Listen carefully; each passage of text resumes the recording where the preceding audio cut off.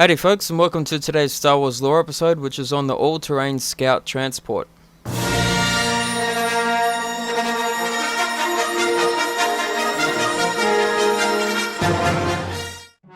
The Empire's all-terrain scout transport, also known as the AT-ST, came from the successful one-man combat walkers of the Clone Wars era, specifically the all-terrain recon transport, the AT-RT, and the AT-PT, the all-terrain personal transport.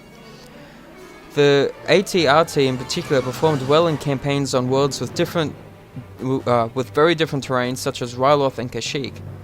Imperial technicians knew the value of the walker concept and began to modify it, adapting their technology used during the Republic's last years to improve on the heavy four-legged AT-AT and to create a new scout walker.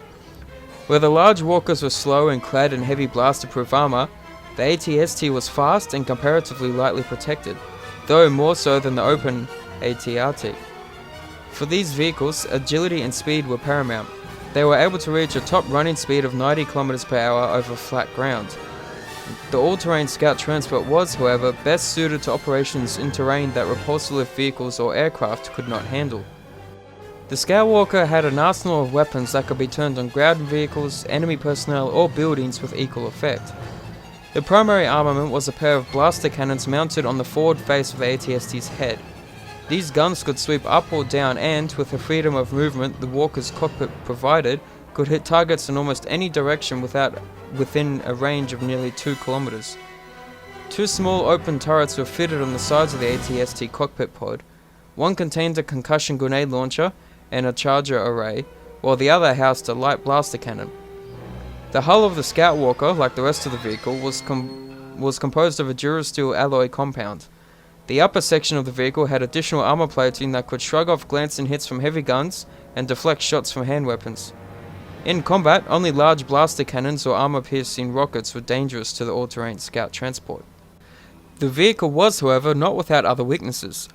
In order to walk on two legs, the AT-ST used a series of delicate interlocking servo motors and compression gearing governed by a gyroscopic stabilizer system. If the gyro were damaged, movement became near impossible. Moving across uneven ground would slow the walker greatly and render it unstable.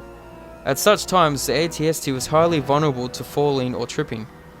This weakness was exploited by the Ewoks during the Battle of Endor, when they used tripwires and traps to hobble the scout walkers. In addition, the vehicle's drive system and powertrain were open to attack at the rear, should a potential assailant get close enough to target this area of the unit. Entry to the scout walker's head was via a single circular hatch in the roof, just forward of the cockpit cooling and environmental control unit. A two-person crew handled all operations of the all-terrain scout transport, with a pilot seated in the right command chair and a gunner seated to the left side. A combination hands-on throttle and side stick operated the walker and the gyro mechanism from the pilot station, while the gunner controlled the three weapons turrets. The pair of forward viewports with armored slats and hinged covers gave the crew only a limited field of vision, so the majority of the AT-ST's navigation and piloting had to be done through readouts and data screens. Weapons targeting used the same drop-down periscope fitted to the AT-AT walkers, and this provided a 360-degree holographic view of the immediate surroundings with ranging and target information. The all-terrain armored transport saw action in a number of combat scenarios, often as a perimeter defense vehicle and a fire support platform for Imperial stormtroopers. AT-STs would also routinely be deployed in action alongside AT-ATs to protect the more vulnerable flanks and underbellies of the larger vehicles from enemy attack. Scout walkers were seen in many engagements with the Imperial Army, but their first notable clash with rebel forces was during the Battle of Hoth, when a squadron of walkers advanced on Echo Base. The craft were later used during the Emperor's operations on the Forest Moon of Endor, guarding the shield generator center, protecting the second Death Star, and patrolling the nearby woodlands.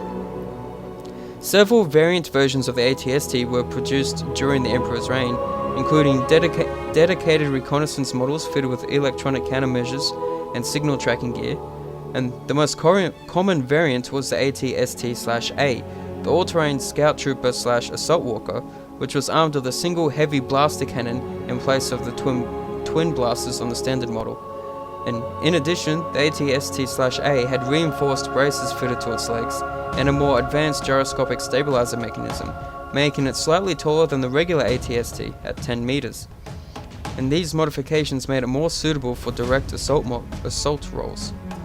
Less common variations included the AT-KT or Hunter, which was developed on Kashyyyk during the Imperial subjugation of the Wookiees. Its weapons were designed to stun these vehicles' targets so they could be processed and moved on as slave labor. And there was even a limited production run of AT-CTs or all-terrain construction walkers, which had compact tractor beam emitter arrays instead of weapons. And these unusual vehicles were used to transport heavy loads of building materials during the construction of Imperial installations. And that is the all-terrain scout trooper, otherwise known as the AT-ST. So if you like the video, be sure to drop a like, subscribe if you're new to keep up to date with my lore videos, and leave a comment or two if you like to as well. Let me know what you thought of the video, and I'll talk to you all in the next one. Later.